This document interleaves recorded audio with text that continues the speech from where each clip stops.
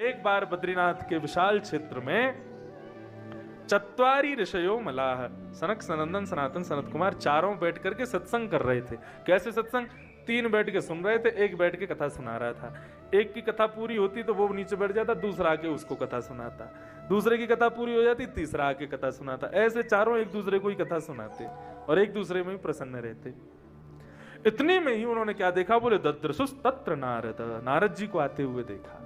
नारद जी को देखते ही चारों ने उठ करके उनको प्रणाम किया और नारद जी की मुखाकृति को देख करके बोले कथम ब्रह्मन दीन मुखम कुतश्चिंतातुरो भवान। हे नारद जी, ये चेहरे पर आपकी चिंता कैसी? ऐसा लग रहा है कि आपका कुछ चोरी हो गया, आप किसी की खोज में निकले हो। क्या हुआ, हमें बताइए। पहली कथा कैसे हुई वो बताई जा रही है। तो नारद जी महाराज जब चारों को मिले तो नारद जी ने कहा, महाराज मैं क्या बताऊं, हमारे देवलोक में इस पृथ्वी की इतनी प्रशंसा होती है, पृथ्वी ऐसी, पृथ्वी ऐसी, पृथ्वी ऐसी।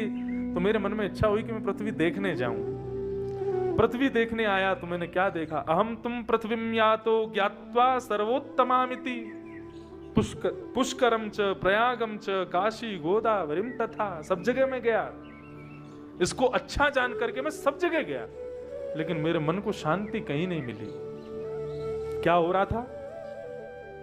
बोले सब जगह मैंने देखा कि सत्यम नास्ति तपः शौचम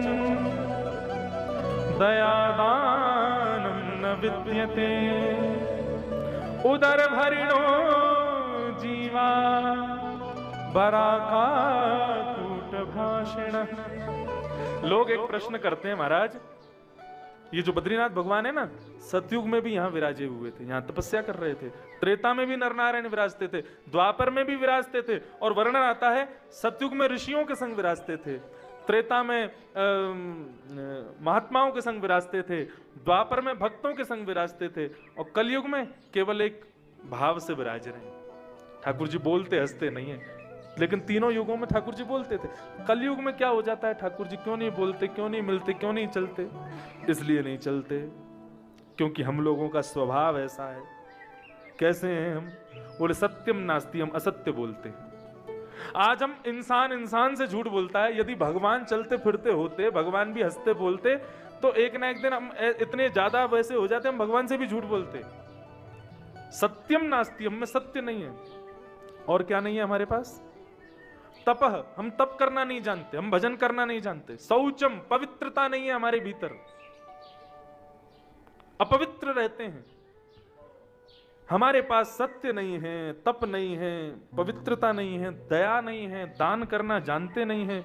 उदर भरिणो जीवा, मेरा पेट कैसे भरे, बस इसी की खोज में लगे रहते हैं। और बरा का कूट भाषण, गंदी वाणी बोलते हैं, कड़वी वाणी बोलते हैं। इन सब कारणों से भगवान हमारे सन्मुख प्रकट नहीं होते। ये सब ठाकुर जी को प्रिय नहीं है। नारद जी बोले सब जगह मैंने ऐसे लोगों को देखा। और कैसे देखे? मंदा सुमंद मतयो मंद भाग्या विपद्रुता। हम कैसे हैं? मंद बुद्धि। कैसी मंद बुद्धि हमारी? जिस काम को करने में 2 मिनट लगना चाहिए, उस काम को करने में 2 घंटे लगाते हैं।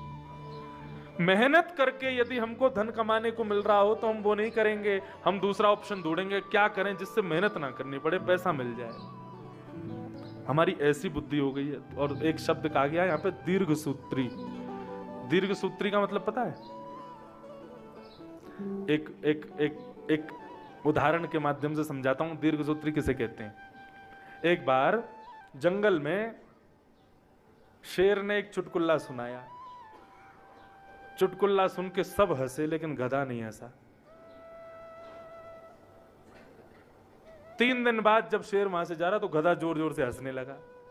शेर ने पूछा, भाई क्यों हंस रहे हो? बोले वो तुम परसों चुटकुल्ला सुना रहे थे ना, उस पर आज हंसी आई मुझे, क्योंकि समझ में ही आज आया है। हम लोग भी ऐसे ही हैं, दीर्घ सूत्री। हम लोग ज्ञान श्रवण करते हैं, कथा श्रवण करते हैं, सुंदर भाव गीता आदि के श्रवण करते हैं, सुन करके केवल सर हिला देते हैं, लेकिन उसको जीवन में लाने में हमको महीनों लग जाते हैं। क्यों? क्योंकि हम दीर्घ सूत्री हैं। उसका तत्क्षण मनन नहीं करते, उसको तत्क्षण समझने का प्रयास नहीं करते, उस पर तत्क्षण एक्शन नहीं लेते। ऐसे दीर्घ सूत्री हैं हम लोग। नारद जी महाराज कह रहे, महाराज बहुत बड़े बड़े महल बने हुए थे, मैंने पूछा ये किसके हैं? तो बोले ये त्यागी जी के हैं। नाम है त्यागी, बना रखे महल। इतने सारे बच्चे किसके घूम रहे हैं? बोले ब्रह्मचारी जी के। इतना शोर कहां से आ रहा है? बोले मौनी बाबा के आश्रम से। ऐसी स्थिति। इतनी सारी कन्याएं किसकी? बोले सन्यासी बाबा की। ऐसी स्थिति हो गई है संसार की। ये केवल आज की नहीं है, ये हजारों वर्ष पहले नारद जी महाराज ने दर्शन किया इन सब चीजों का। नारद जी बोले सब जगह भटकता हुआ मैं तो इतना परेशान हो गया कि अरे राम मैं कहां आ गया। तभी मैं भ्रमण करता करता कहां पहुंचा? यमुना तटमापन्नो यत्र लीला हरेर्भूत। तभी मैं यमुना के तट पर श्री वृंदावन पहुंचा।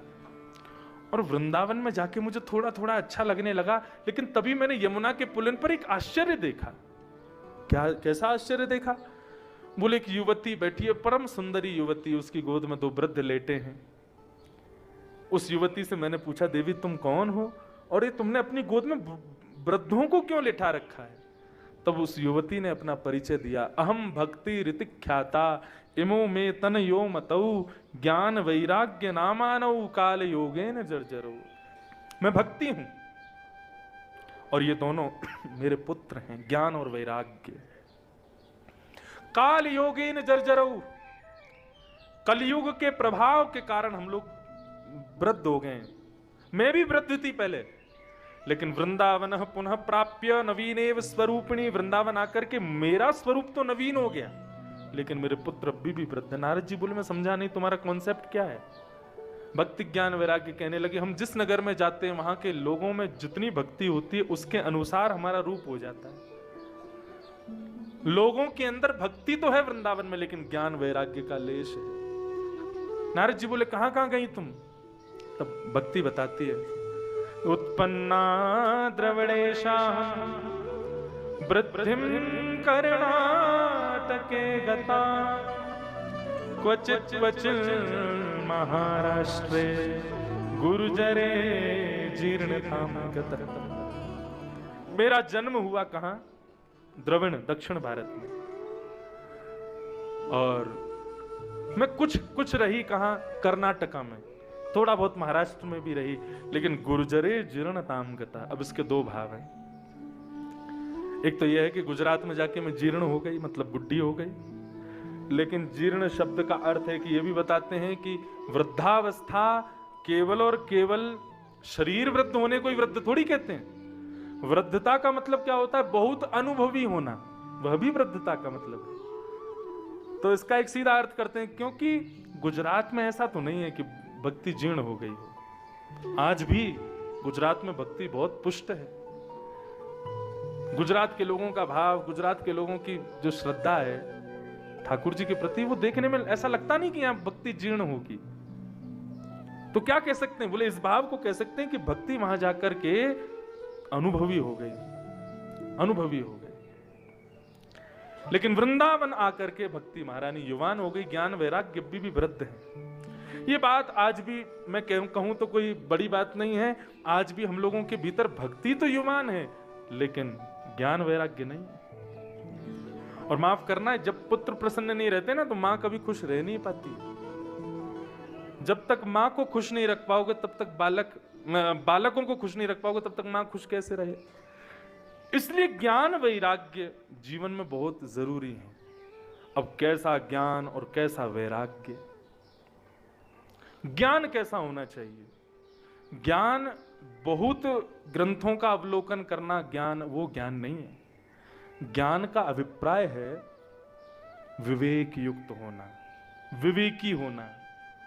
मेरे लिए क्या उचित है, क्या गलत है, क्या ठीक है, क्या बुरा है, इन सब चीजों का मनन चिंतन, इसको विवेक कहते हैं। और वो विवेक होना ही ज्ञानी होना है।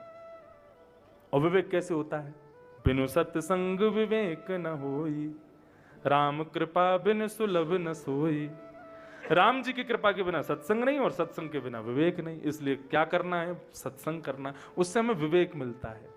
संत जन आए तो कैसे प्रणाम करना चाहिए, इसको विवेक कहते हैं। बच्चों के प्रणाम को देख करके इसलिए इच्छा ही नहीं होती कोई प्रणाम करे। कैसे प्रणाम करते हैं? घोंटू छूते हैं।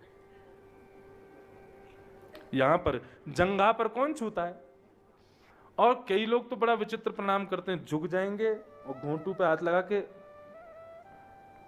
यही नहीं पता हमें प्रणाम कैसे करना चाहिए। इसी को कहते हैं विवेक। संतों के सामने बैठें तो कैसे बैठें, संतों से बोलें तो कैसे बोलें, माता पिता से कैसे बात करनी चाहिए, समाज में बैठो तो कैसे बैठो, ये सब विवेक कहलाता है। ये विवेक हम शून्य हो चुके हैं। ये विवेक कहां से मिलता है? सत्संग से प्राप्त होता है। इस विवेक की प्राप्ति ही ज्ञानी होना है। बहुत शास्त्रों का और ग्रंथों का अवलोकन करने से एक दोष आ सकता है, वो है अहम, अहंकार, कि मैं बहुत ज्ञानी हूं। वहां पर भी विवेक शून्यता रहती है। लेकिन विवेक सत्संगी बनकर के, गुरुजनों के चरणों के आश्रित बनकर के आप विवेकी बन जाओगे। और वो विवेकी होना कोई ज्ञानी से कम नहीं है, वो ज्ञान ही है। उस ज्ञान को ग्रहण करो। दूसरा आता है वैराग्य। भक्ति का पहला पुत्र ज्ञान और दूसरा पुत्र वैराग्य। वैराग्य क्या होता है?